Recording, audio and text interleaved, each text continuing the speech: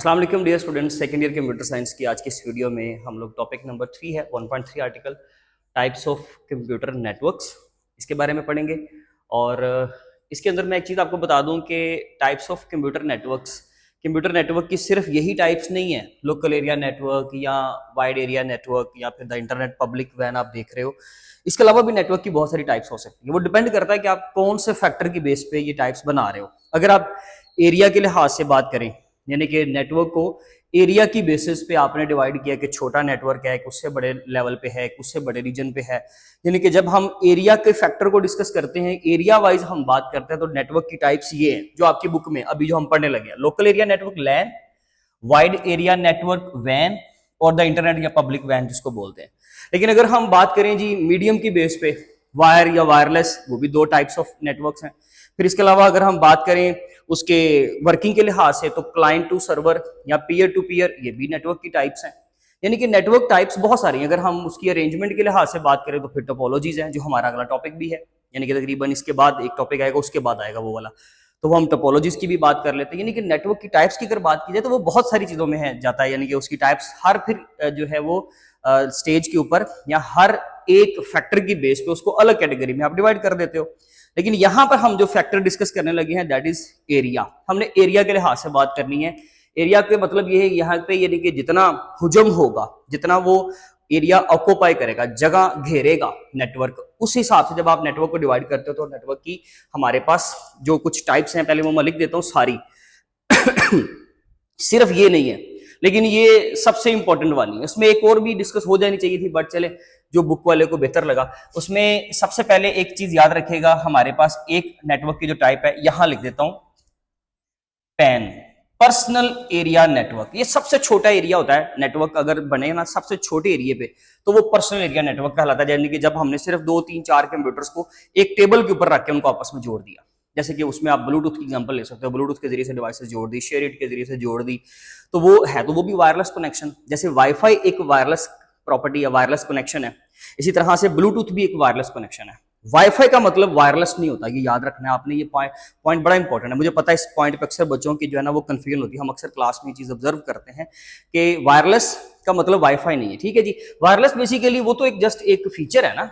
तो अगर हम वाईफाई की बात करें तो वो भी एक वायरलेस है, ब्लूटूथ की बात करें तो वो भी एक वायरलेस है, अगर शेयर इट की बात करें तो वो भी वायरलेस है, अगर हम एयर ड्रॉप की बात करें तो वो भी एक वायरलेस टेक्नोलॉजी है। ये सारी टेक्नोलॉजीज हैं। तो पर्सनल एरिया नेटवर्क सबसे छोटा नेटवर्क बनेगा, यानी कि जब सबसे छोटा एक टेबल एक कमरा, बस सिंपल। उसके अलावा, और ये बिल्कुल कुछ मीटर, 2 3 4 मीटर तक होगा, इससे ऊपर ये नहीं होगा। ठीक है जी।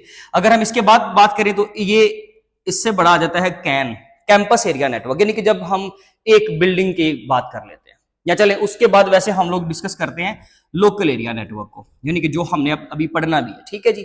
तो PAN is less than LAN and LAN is less than CAN, campus area network. उस कैन के बाद फिर आ जाता है campus area network is less than MAN and MAN is less than वैन। जी, ये स्केल आप प्लीज याद रखिएगा कि सबसे छोटा नेटवर्क पैन, उससे बड़ा लैन जो हमने पढ़ना है, उससे बड़ा एक पूरा कैंपस, और कैंपस एरिया नेटवर्क के बाद फिर metropolitan area network and wide area network. सबकी एब्रीवेशन मैंने बोल दी है, अगर किसी की रहेगी तो वो सर्च भी कर लीजिएगा।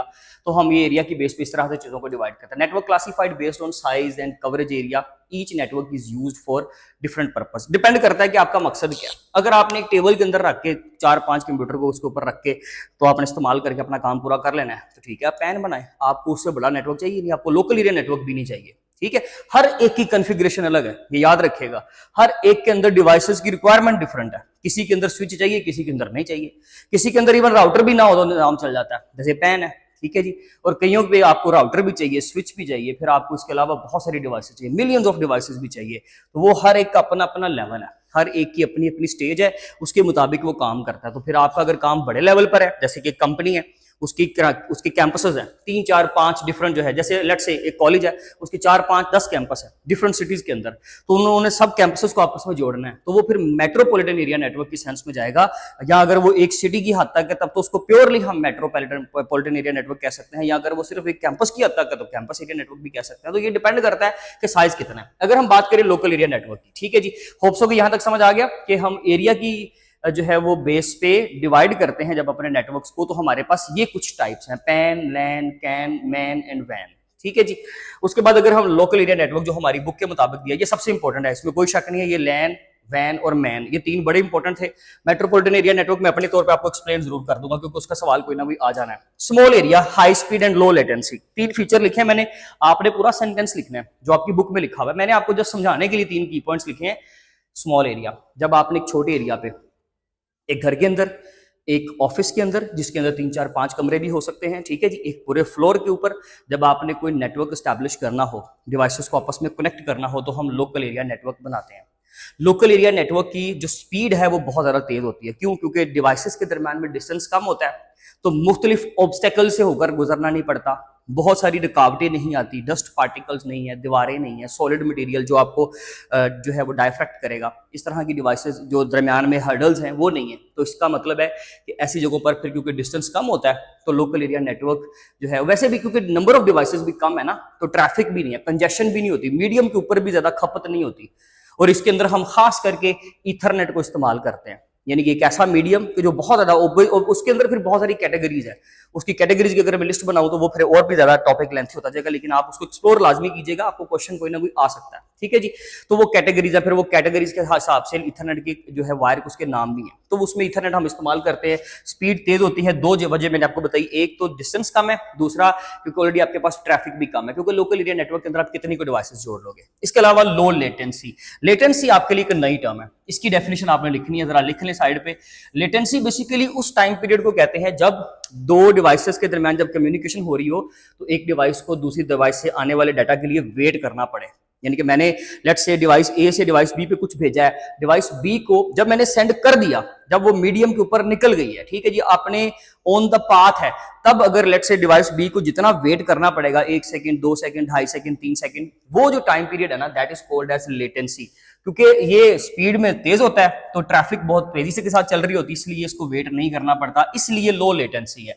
जबकि यही पॉइंट यहां पे क्लियर कर लें कि यहां पे हायर लेटेंसी होगी, यानी कि वो टाइम पीरियड थोड़ा बढ़ जाएगा। क्यों? क्योंकि वाइड एरिया नेटवर्क के अंदर नेटवर्क का साइज बड़ा हो जाएगा, तो ऑब्वियसली उसको वेट ज्यादा करना पड़ेगा। Ethernet and wifi are use, इसके अंदर ईथरनेट यानी कि केबल इस्तेमाल होती है और वाईफाई इस्तेमाल होता है, यानी कि कौन सी टेक्नोलॉजी?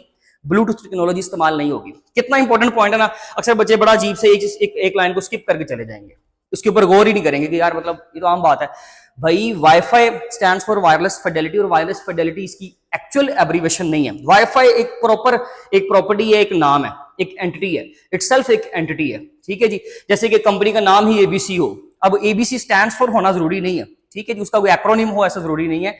तो वाईफाई बेसिकली कंप्लीट टर्म है, याद रखिएगा। हाँ, इसको एक रिसर्च पर्पस के लिए जब इस्तेमाल किया गया, सर्वे के लिए, तब इसको एक जो है वो एक्सपोजिंग नेम लिया गया, दैट इज वायरलेस फिडेलिटी। और लोग कहते हैं, अगर आपका एमसीक्यू आता है उसमें वायरलेस फिडेलिटी लिखा हो, तो आपने वायरलेस फिडेलिटी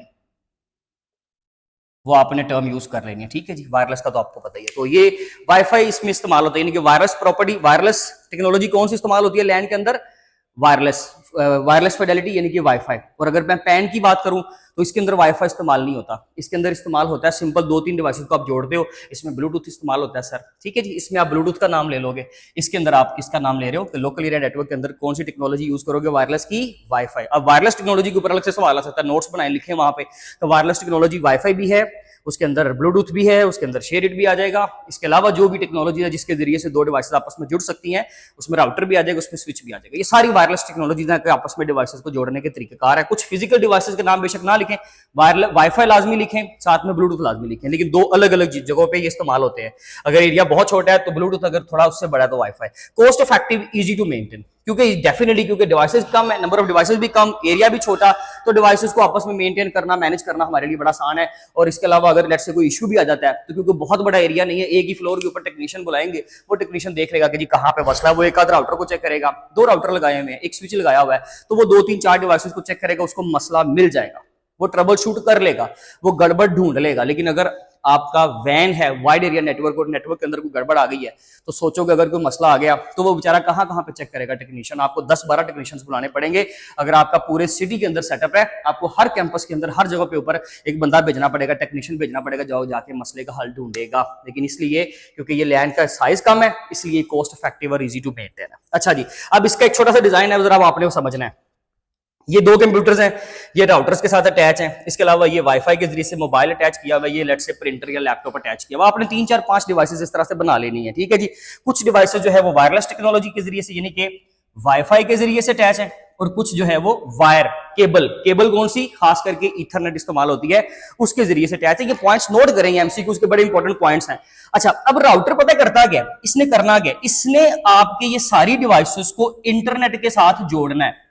ये इंटरनेट आपको बाहर की दुनिया का हिस्सा बना देगा। मिसाल के तौर पे आप इंटरनेट का हिस्सा कैसे बनोगे, क्योंकि ये राउटर आपको कहां तक पहुंचाएगा, आईएसपी। अब आईएसपी क्या है, internet service provider. Do you know के बॉक्स में 2 टर्म्स लिखी हुई है, मैंने इसीलिए इसको साइड पे लिख दिया था।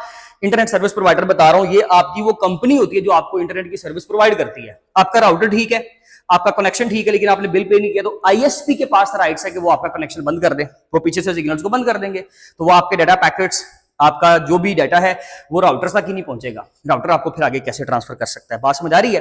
तो वो कनेक्शन डिस्कनेक्ट हो जाता है, आईएसपी आपका रास्ता रोक देता है। लेकिन आईएसपी तक पहुंचाने के लिए एक और पर्सन है, और वो कौन सा है, राउटर। राउटर ने आपको कहां पहुंचाना है, आपकी कंपनी के सर्वर्स पे आपका डाटा, और आपकी कंपनी के सर्वर ने फिर आपको बड़ी दुनिया इंटरनेट का हिस्सा बनाना, जहां पे मिलियंस ऑफ डिवाइसेस आपस में कनेक्टेड है। उम्मीद करता हूं यहां तक आपको समझ आ गई होगी। मिसाल के तौर पर आईएसपी ने रास्ता बंद कर दिया, किसी भी वजह से बिल पे नहीं किया था, या लेट्स से कि आपका कोई भी कनेक्शन हो गया, उनका अपना कोई मसला हो गया, ठीक है जी, उनका ये मसला खराब हो गया, तो फिर ये स्टिल लोकल एरिया नेटवर्क काम कर सकता है। ये बहुत इंपॉर्टेंट पॉइंट है। लोकल एरिया नेटवर्क में स्टिल डिवाइसेस आपस में कम्युनिकेट कर सकती हैं, लेकिन लोकल लेवल पे आप www.google.com ओपन नहीं कर सकते। क्यों? क्योंकि वो इंटरनेट पे पड़ा हुआ है, वो आपके घर की प्रॉपर्टी नहीं है। ये घर का सेटअप है, ये एक ऑफिस का सेटअप है, ये एक स्कूल का सेटअप है, बात समझ आ रही है। तो ये लोकल एरिया नेटवर्क है। या तो आपके घर में बनता है, या एक फ्लोर पे, एक एकेडमी, कॉलेज के अंदर। इससे बड़े लेवल पे तो हम लोकल एरिया नेटवर्क को इस्तेमाल ही नहीं करते। तो अगर आप इंटरनेट की दुनिया का हिस्सा नहीं हो किसी भी वजह से, या इंटरनेट में कोई गड़बड़ आ गई, आईएसपी में कोई मसला आ गया किसी भी वजह से, ठीक है जी, या इवन राउटर खराब हो गया, ठीक है जी। अगर राउटर खराब हो गया तो उसमें वैसे 2 फैक्टर हैं। अगर राउटर खराब हो जाए तो वैसे नंबर 1 पे यही होगा 99% कि आपका लोकल लेवल पर भी डिवाइसेस कम्युनिकेट नहीं कर पाएंगे। लेकिन इसमें आपके दिमाग में एक सवाल आ रहा होगा, जिसको बात समझ आ रही है, जिसको समझ नहीं आ रही भाई, वो थोड़ा सा स्किप करे, 1 सेकंड 1 मिनट आगे चला जाए जहां से मैं ये शुरू कर रहा हूं, वरना इस बात को समझें कि अगर लेट्स से आपका यहां पे मसला हो गया तो ये दोनों डिवाइसेस क्या करेंगी, आपको राउटर जो है या आपके लोकल लेवल पे जितना भी सेटअप बना हुआ है, जितनी भी डिवाइसेस उनकी कम्युनिकेशन करवा सकते हैं। लेकिन उसमें मैंने आपको बताया कि ग्लोबल लेवल की किसी वेबसाइट को आप ओपन नहीं कर सकते, व्हाट्सएप पे चैट नहीं कर सकते। क्यों? क्योंकि व्हाट्सएप भी आपकी प्रॉपर्टी नहीं है। हाँ, अगर इस कंप्यूटर पे लेट्स से ये लैपटॉप है, इसके ऊपर मेरे नाम की एक वेबसाइट पड़ी है www.amanat.com, ठीक है जी। अल्लाह करे कि हम भी इस लेवल पे पहुंचे कि हमारे भी ब्रांड्स हों। तो ये समझ लीजिए कि एक प्रॉपर वेबसाइट इस सर्वर के ऊपर, क्योंकि अब ये कंप्यूटर आम कंप्यूटर नहीं है ना, इसके ऊपर वेबसाइट इंस्टॉल्ड है जिसको लोग जो है वो बाहर से एक्सेस कर सकते हैं। तो ये कंप्यूटर के ऊपर अगर इंस्टॉल है तो ये तमाम डिवाइसेस इसका लोकल आईपी इस्तेमाल करके इस सर्वर कंप्यूटर का इसको एक्सेस कर सकते हैं। स्टिल जब आपको इंटरनेट नहीं मिल रहा, बाहर से नेट की एक्सेस नहीं है, लेकिन आपका राउटर चल रहा है, सिग्नल्स आपके मोबाइल पे, आपके लैपटॉप पे शो हो रहे हैं, तो लोकल लेवल पे कम्युनिकेशन हो सकती है। लोकल लेवल पे ये वाली डिवाइस इसके आईपी पे कोई भी पैगाम भेजकर किसी भी तरीके से कम्युनिकेट कर सकते हैं, डाटा को शेयर किया जा सकता है। ये चीज आपने याद रखनी है। लेकिन अगर लेट्स से अगर आपका यहां पे कोई बंदा बैठा हुआ है दूसरे कंट्री में, तो वो इसकी वेबसाइट को ओपन नहीं कर सकता अगर आईएसपी बंद है। क्यों? क्योंकि उसने इस इंटरनेट के रास्ते से होके आना है, उसने आईएसपी से होके आना है। लेकिन क्योंकि आपने वो रास्ता ब्लॉक किया हुआ है, किसी वजह से आईएसपी बंद है, तो ये बंदा बाहर से आपके सर्वर को कनेक्ट नहीं कर सकता, यानी कि यूज नहीं कर सकता। लेकिन लोकल एरिया नेटवर्क के अंदर जितना भी सेटअप है, जितनी भी डिवाइसेस आपस में कम्युनिकेट कर सकती हैं। ये बहुत इंपॉर्टेंट पॉइंट था। थोड़ी वीडियो वापस लेके जाओ और उसको समझो। वैन, वैसे इसके बाद आता है मैन, मेट्रोपॉलिटन एरिया नेटवर्क। जब आपने एक शहर की हद कवर करनी होती है, यानी कि एक शहर के अंदर लेट से 3, 4, 5 डिपार्टमेंट्स हैं, या फिर एक ही बिल्डिंग के अंदर 4, 5, 6 डिपार्टमेंट्स हैं, या फिर एक बड़े रीजन के ऊपर एक डिपार्टमेंट बिल्कुल अलग, दूसरा कैंपस अलग, तीसरा हॉस्पिटल अलग, लेकिन तीनों ने मिलकर एक इंटरनेट बड़ा सारा नेटवर्क बनवा लिया अपना, दैट इज कॉल्ड एज वैन। जैसे मिसाल के तौर पे house number 1, house number 2 and house number 3, और तीनों ने क्या किया हुआ है आपस में लैंस को, ये एक घर का नेटवर्क है तो ये क्या कहलाएगा, लोकल एरिया नेटवर्क नंबर 1। ये दूसरे घर का नेटवर्क है तो ये local area network number 2, local area network number 3। जब ये तीनों आपस में मिलेंगे, बहुत सारे लोकल एरिया नेटवर्क्स को जब हम आपस में मिलाते हैं, तो याद रखिएगा कि पहले मैन बनता है, ठीक है जी। लेकिन मैन जो है अगर उससे बड़ी कैटेगरी में चले जाएं, अगर हम साथ में इंटरनेट को भी इन्वॉल्व कर लें, तो that will be called as wide area network. तो यहाँ पर अब हम आते हैं वाइड एरिया नेटवर्क। बस आप ये याद रखिएगा कि लोकल एरिया नेटवर्क से बड़ा मैन होता है जो एक शहर की हद या 3-4 कैंपस जो इकट्ठे हैं उनको कवर करेगा, वो बहुत सारे लोकल एरिया नेटवर्क्स को आपस में मिलाता है, ठीक है जी। तो मैन बनता है मेट्रोपॉलिटन एरिया नेटवर्क। लेकिन अगर बहुत सारे मैन्स, लैंड्स और बहुत सारी इस तरह की नेटवर्किंग डिवाइसेस को भी आपस में कनेक्ट कर दिया जाए तो फिर बनता है वाइड एरिया नेटवर्क। अब ये दोनों तकरीबन एक ही हैं, लेकिन इसमें एक डिफरेंस है बड़ा इंपॉर्टेंट, वो आपने समझना है।